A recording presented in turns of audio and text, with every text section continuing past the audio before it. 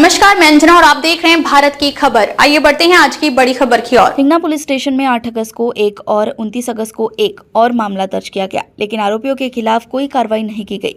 Press conference में शैलेंद्र बनोड़े का बयान। जब आरोपी मनीष सोमकुंवर, आशुतोष पालीवाल और आकाश बोस जमीन पर कब्जा करने गए तो उन पर 20 से 25 लोगों के एक समूह ने हमला कर दिया। हिंगना पुलिस स्टेशन में मामला दर्ज किया गया है।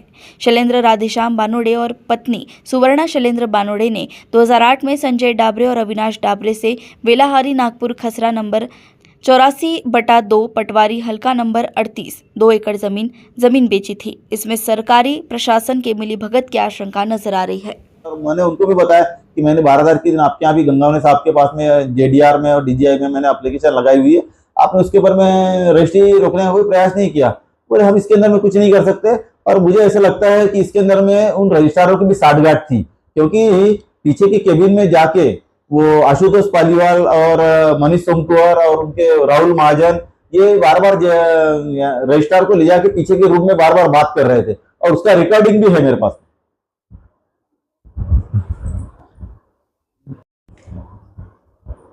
सबसे पहले आपका परिचय दीजिए।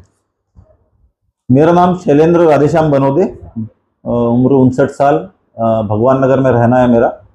और मैंने 2008 में हरिश्चंद्र वेड़ा में 2 एकड़ ज़मीन, उसमें से 1 एकड़ संजय डाबरे से और दूसरी अविनाश डाबरे से खरीदी थी। ऐसे दोनों से 2 एकड़ ज़मीन खरीदी थी और रजिस्ट्री की थी 2008 29 जनवरी को। और जब मैंने उनको 7/12 पे नाम चढ़ाने के लिए बार बार जब मैंने उनसे विनती किया तो उनका ऐसा बोलना था कि अभी ये जो ज़मीन है इसका वाटनी पत्र नहीं हुआ है, वाटनी पत्र हो जाएगा तो वो 7/12 पे नाम चढ़ा देंगे करके। ऐसे कई बार बोलने के बाद में 2019 में उनका वाटनी पत्र हुआ, और वाटनी पत्र होने के बाद में मैंने जब उनको बोला कि इसको 7/12 पे नाम चढ़ाने में आप सहकार्य करें, तो उन्होंने टाल मटोल कर देते करके उन्होंने 2-4 साल और निकाल दिया। उसके बाद में मैं उनके घर पे भी गया इस बात में बोलने के लिए, तो संजय डाबरे के घर पे जब गया तो उसकी पत्नी का ऐसा बोलना था कि मेरे पति 5 साल से लापता है और हमारा उनसे कोई संबंध नहीं है, वो फरार है। मेरे पास जो नंबर था उसको मैंने फ़ोन करने की कोशिश किया संजय डाबरे के, और वो नंबर स्विच ऑफ था उसका, है वो नंबर उसका भी अनयूज में है। उसके बाद में 26/7 को पेपर में एक ऐड आई कि वही ज़मीन जो हमने संजय डाबरे से ली हुई थी वो बिकने के लिए निकली हुई है। और उसमें ऐड में ये लिखा हुआ था कि ये आशुतोष पालीवाल और निशांत चरबे ये दोनों ने ओशिन संजय डाबरे से सौदा किया हुआ है और टोकन वगैरह किया हुआ है। अगर इस पर किसी को अगर आपत्ति होगी तो हमसे संपर्क करें। और संपर्क में जो नीचे जो नंबर वकील का नाम वगैरह न देते हुए उन्होंने एक नंबर लिखा हुआ था जिसमें एड्रेस भी नहीं लिखा हुआ था। एड्रेस के तौर पे आशुतोष पालीवाल ने जो लिखा था तो उसमें ये लिखा हुआ था कि वर्धमान नगर प्लाट नंबर 2। तो वर्धमान नगर इतना बड़ा इलाका होने से हम उसको ढूंढ नहीं पाए। फिर जो नीचे का जो नंबर था उस पर हमने संपर्क किया तो वो राहुल महाजन करके किसी व्यक्ति का था, और उससे बात हुई तो उन्होंने बोला मुझे रजिस्ट्री दिखा दो। जब मैं उनको बोला आ जाइए आप रजिस्ट्री दिखाने के लिए, तो वो मेरे पास में आए नहीं। उसके बाद में हम अपनी जगह में बैठे, और बैठने के बाद में उन्होंने 8 तारीख के दिन हमारे को है ना आके वार्निंग वगैरह दिया। उसमें वार्निंग देते समय में आकाश बोस, आशुतोष पालीवाल और मनीष सोमकुंवर ये तीनों थे, और उनके साथ में 4-6 लोग और थे। उन्होंने बोला कि ये ज़मीन हमारी है। बोला है तो पेपर दिखाओ आप करके। तो उनकी उस समय में कोई रजिस्ट्री वगैरह हुई नहीं थी। बाद में हमने ये अपनी रजिस्ट्री के साथ में नागपुर शहर के जितने भी रजिस्ट्रार थे, सब रजिस्ट्रार थे, उनको एक एप्लीकेशन और रजिस्ट्री की कॉपी के साथ में संपर्क किया उनसे, और उनको बताया कि इसकी कोई रजिस्ट्री होने नहीं देना चाहिए करके। और जेडीआर कार्यालय में और डीजीआई कार्यालय में भी जाके वहाँ गंगावने साहब वगैरह से बात किया और उनको रजिस्ट्री रोकने के लिए कहा गया। मगर इसके इतना होने के बावजूद भी वो रजिस्ट्री 21/8 को मालगी नगर के रजिस्ट्रार नंबर 3 पर लगी। वहाँ के जो सब रजिस्ट्रार थे कत्तलवार, उनसे हमने संपर्क किया। उनको पहले भी एप्लीकेशन दी हुई थी। वो बोले मैं ये रजिस्ट्री रोक नहीं सकता हूँ, और वो उन्होंने शाम को रजिस्ट्री कर ली। रजिस्ट्री करने के बाद में भी जब हमने देखा कि अब ये तो मामला अपने हाथ से बाहर हो गया, तो हमने अपनी सिक्योरिटी वगैरह लगा के वहाँ सिक्योरिटी गार्ड वगैरह लगा के अपने जगह पर बैठे। 28 तारीख की रात को 12:15 बजे 12 बजे पहले पुलिस की एक गाड़ी आई हमारे वहाँ पर, और पुलिस की गाड़ी आने के बाद में पुलिस की गाड़ी में से 2 आदमी उतरे और उन्होंने जाके चौकीदार को बोला, आप क्यों यहाँ पर बैठ के अपनी जान को धोखे में डाल रहे हो करके, और बोले ये जगह छोड़ के चले जाओ, यहाँ कुछ भी हो सकता है करके, ऐसा उनको दोनों गार्ड को बोला। और वो इतना बोल के वो जब गए तो उसके 3 मिनट के बाद में ही आशुतोष पालीवाल, आकाश बोस, इनके जो गुंडे हैं, इनके गुंडों ने वहां पर हमला किया और हमारे जो चौकीदार जो थे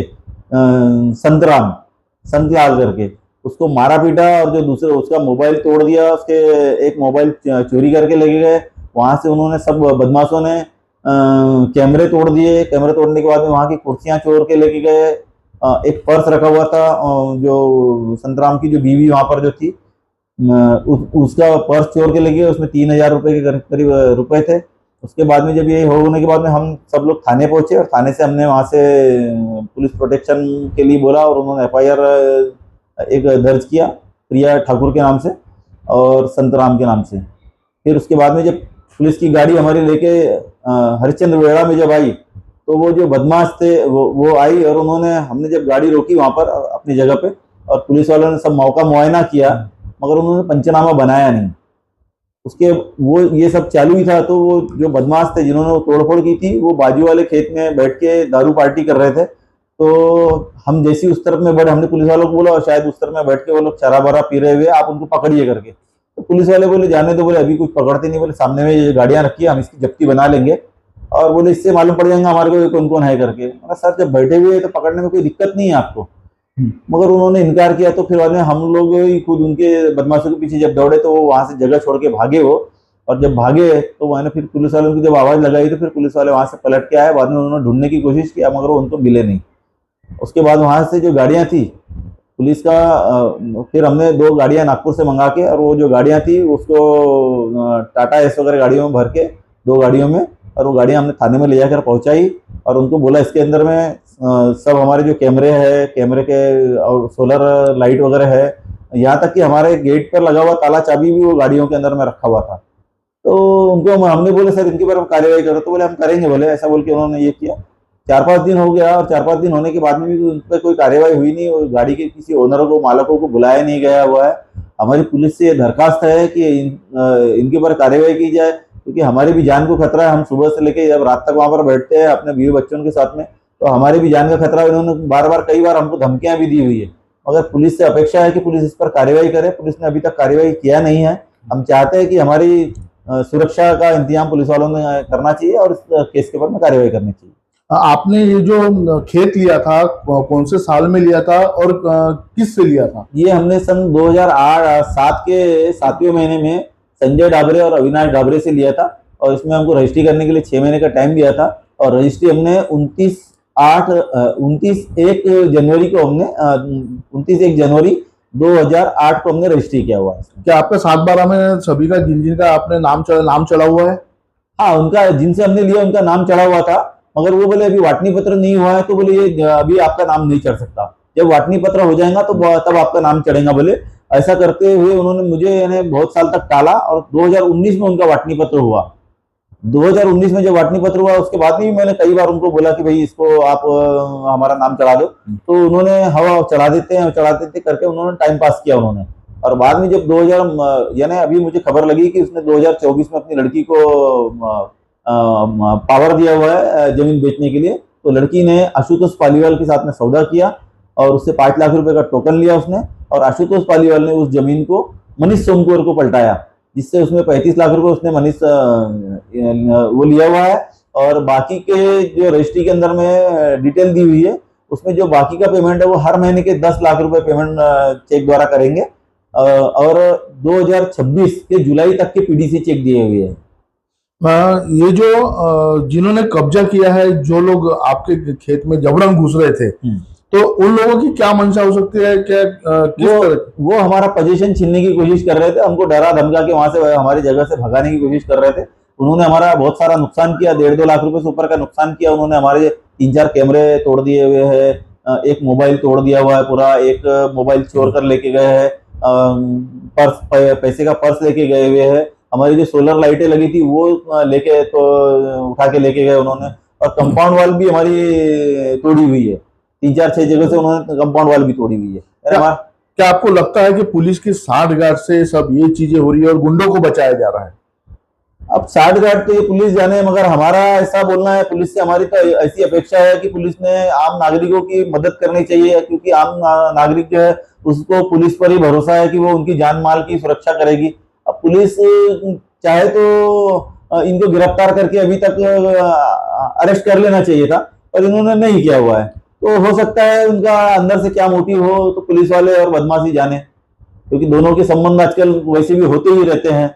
अभी तक के ये जितने भी आरोपी है सब फरार है, इनके फोन भी शुरू है, फिर भी पुलिस इनको ट्रेस करके इनके फोन ट्रेस करके इन्हें गिरफ्तार नहीं कर रही। बिल्कुल, हमने उनको सबूत के तौर पे ये भी दिया हुआ है कि देखो ये मारपीट कर रहे हैं, कैमरे के अंदर में आप वो सब दिखाया गया है। उसके पहले भी जब हमारा उन्होंने बोर्ड वगैरह जब मिटाने की कोशिश किया था और उन्होंने उनके जब दोनों लड़कों को मैंने रोका, तो उन्होंने आशुतोष पालीवाल को फोन किया और आशुतोष पालीवाल से मेरी बात भी कराई।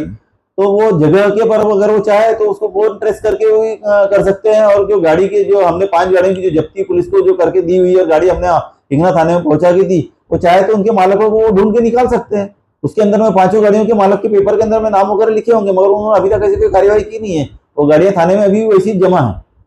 आपके आखिर में क्या मांग है, आप क्या चाहेंगे? हम पुलिस से इतने चाहते हैं कि ऐसे जो भूमाफिया इनके ऊपर में कड़ी से कड़ी कार्यवाही की जाए, और हमारे तरीके जो और जो लोग हैं जिनके साथ में इन्होंने और भी किया हुआ है, क्योंकि मनीष सोमकुवर जो है उसकी 2006 की भी एक और इसी टाइप की एक केस इमामवाड़ा थाने में चल रही हुई है, 420 और 506 की।